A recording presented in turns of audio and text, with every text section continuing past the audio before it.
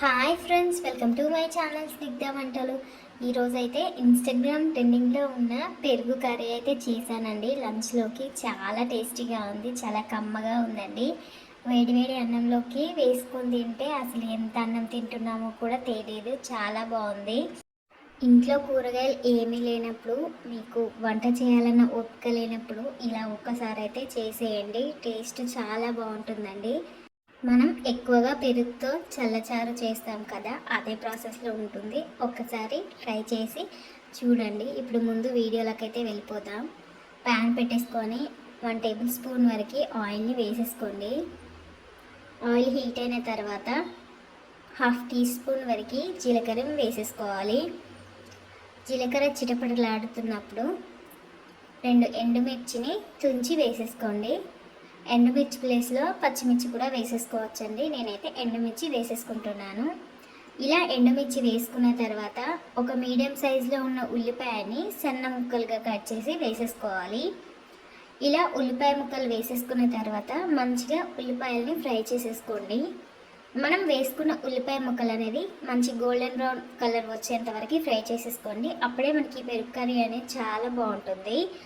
ఇలా golden brown colour వచ్చేసిన తర్వాత ఇప్పుడు 1 టీ స్పూన్ వరకు కారాన్ని వేసేసుకోండి.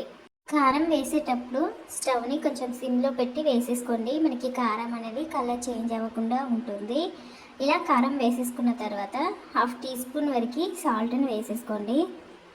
సాల్ట్ వేయగానే ఇందులోనే 1/4 టీ స్పూన్ వరకు గరం మసాలాను వేసేసుకోండి. ఇలా గరం మసాలా వేసేసుకున్న తర్వాత మొత్తాన్ని కలిపేసుకోవాలి. ఇలా కలిపేసుకొని ఇప్పుడు ఇందులోనే మనం పెరుగునైతే వేసేసుకోవాలండి. నేనైతే ఒక ప్యాకెట్ పెరుగు తీసుకున్నాను. ఇలా ఒక ప్యాకెట్ మొత్తం పెరుగునైతే వేసేసుకున్నాను. ఇలా పెరుగు వేసేసుకున్న తర్వాత మొత్తాన్ని కలిపేసుకోండి. పెరుగు వేసుకున్న తర్వాత ఒక 2 నిమిషాలు కుక్ చేసుకుంటే మనకి పెరుగు కర్రీ అయితే రెడీ అయిపోతుందండి. ఇలా పెరుగు వేసేసుకున్న తర్వాత మొత్తం కలిపేసుకోండి. ఇప్పుడు ఇందులోనే మనం చాప్ చేసి పెట్టుకున్న కొత్తిమీరని అయితే వేసేసుకోవాలండి. కొత్తిమీరని సన్నగా తరిగి వేసేసుకోండి, మంచి టేస్ట్ అనేది ఉంటుంది. ఇలా కొత్తిమీరని అయితే వేసేసుకోవాలి. కొత్తిమీర వేసేసుకొని మొత్తం ఒకసారి కలిపేసుకోండి. ఇప్పుడు ఫైనల్గా అయితే కొంచెం కసూరి మేతిని నల్లకొట్టి వేసేసుకోండి. టేస్ట్ అనేది బాగుంటుంది. ఇలా కసూరి మేతి వేసేసుకొని మొత్తం ఒకసారి కలిపేసుకోండి. మనకి పెరుగు కర్రీ అయితే రెడీ అయిపోయింది. టేస్ట్ చాలా బాగుందండి. ఒకసారి ట్రై చేయండి. ఇప్పుడైతే ఇన్స్టాగ్రామ్లో బాగా ట్రెండింగ్లో ఉంది ఈ కర్రీ మాత్రం. మీకు ఈ రెసిపీ ముందే తెలుసుంటే కింద నాకు కామెంట్ చేయండి.